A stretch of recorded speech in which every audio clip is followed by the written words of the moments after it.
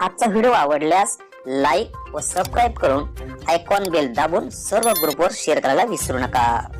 आपल्या खिशाला व घराला नफ्याची देणार झालर रंगाच्या दुनियेतील एकच नाव बर्जर पेंट।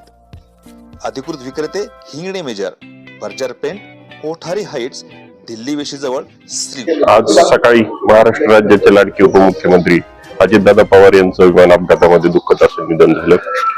खऱ्या अर्थानं अजितदादा स्वर्गीय विलासराव देशमुख यांच्या नंतर महाराष्ट्राला लाभलेलं एक दीर्घ खुलासा असं राजकारणातलं व्यक्तिमत्व होतं। त्यांच्या जाण्याने संपूर्ण महाराष्ट्र हळहळला आहे। भाजपासारख्या पक्षाशी युती असूनही त्यांनी आपली धर्मनिरपेक्षता आणि आपल्या तत्वाशी कधीही तडजोड केली नाही। असे लाडके नेते अजितदादा पवार आज आपल्यात नाही, ही खरं तर आपल्यासाठी दुःखाची गोष्ट आहे। मी माझ्या जकाते परिवाराच्या वतीने, शिवसेना पक्षाच्या वतीने अजितदादांना भावपूर्ण अशी आदरांजली वाहतो। आदरणीय आपल्या राज्याचे उपमुख्यमंत्री अजितदादा पवार साहेब यांचे सकाळी विमानाच्या अपघातामध्ये अतिशय अपघाती निधन झालं। खरं तर आपल्या राज्याचे कणखर नेतृत्व या ठिकाणी होतं।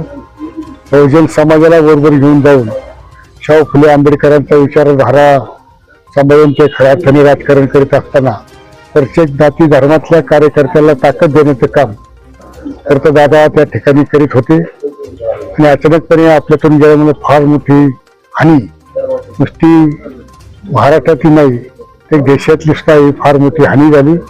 माझ्यासारख्या कार्यकर्त्याला नावानिशी हाका मारणं एक मला अभिमानाची बाब वाटते की मी एक सर्वसामान्य कुटुंबातला कार्यकर्ता आहे। जे शब्द दिले ते शब्द पाळणार,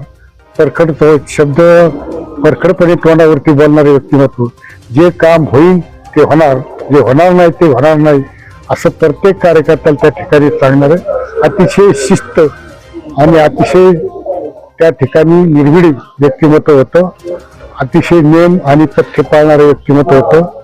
घड्याळाच्या काट्याप्रमाणे चालणारा त्यांचा रोजचा टायमिंग होता। आणि आज त्यांच्या घड्याळाचा काटा निश्चितपणे त्या ठिकाणी चुकला आणि आज त्यांच्यावर मोठा आघात या ठिकाणी झाला।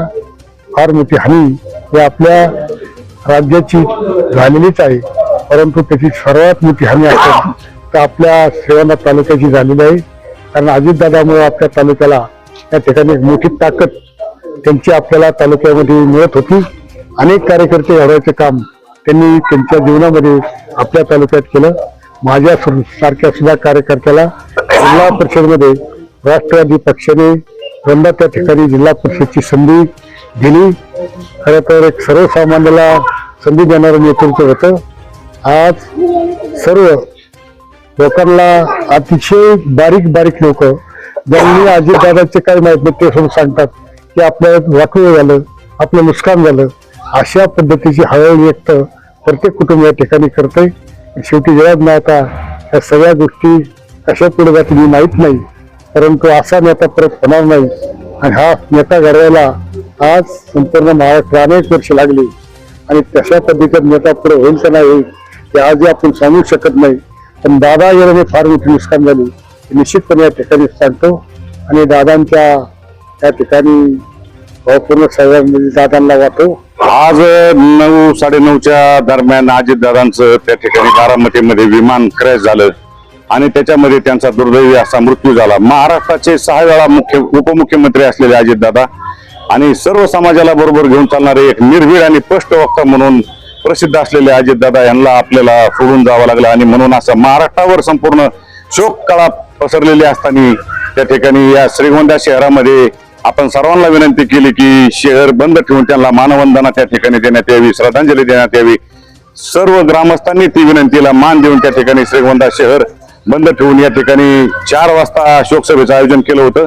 परत सर्व नगरसेवक त्या ठिकाणी आणि 11 त्या ठिकाणी आपल्याला परवा दिवशी परत एक रत्नकमल मंगल कार्यालयामध्ये सर्व पक्षीय अशी शोकसभा त्या ठिकाणी घ्यायची आहे।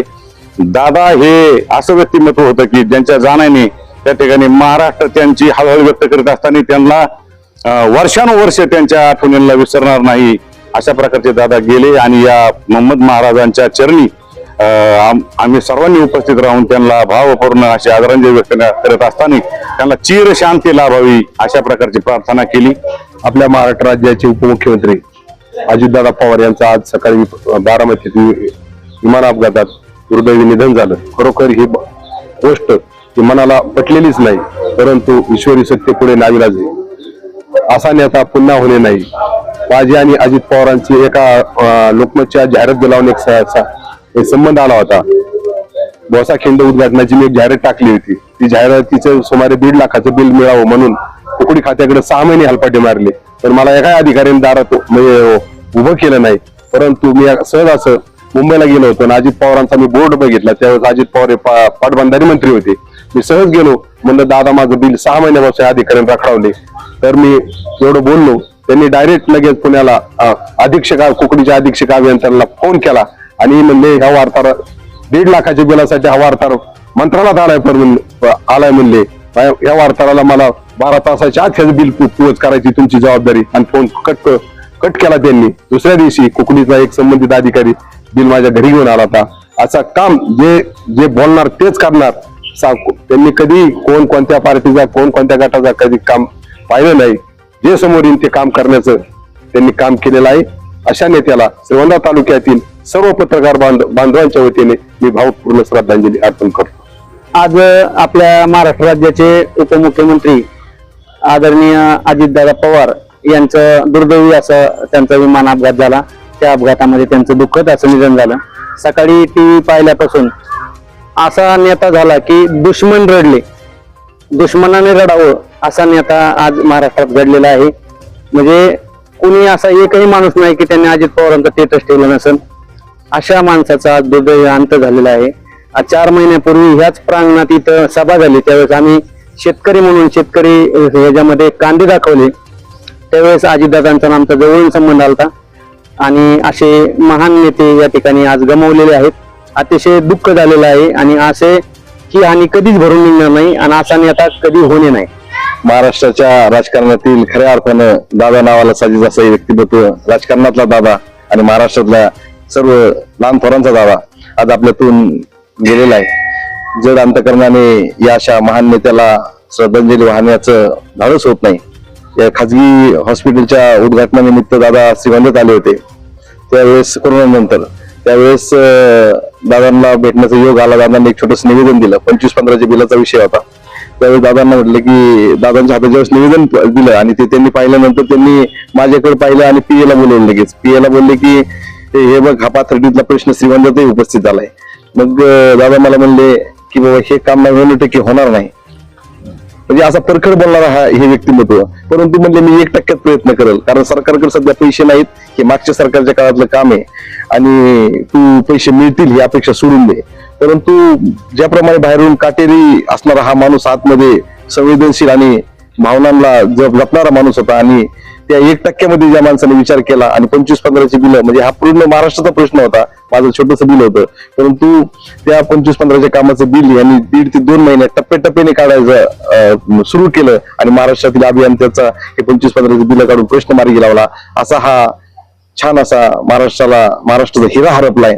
या ठिकाणी मी आमच्या सर्व अभियंता, श्रीगोंदा तालुक्याच्या अभियंता संघटना असेल, बांधकाम व्यावसायिक असेल आणि सर्व सामाजिक संघटना असतील, या सर्वांच्या वतीने मी या ठिकाणी या महान नेत्यास भावपूर्ण अशी आदरांजली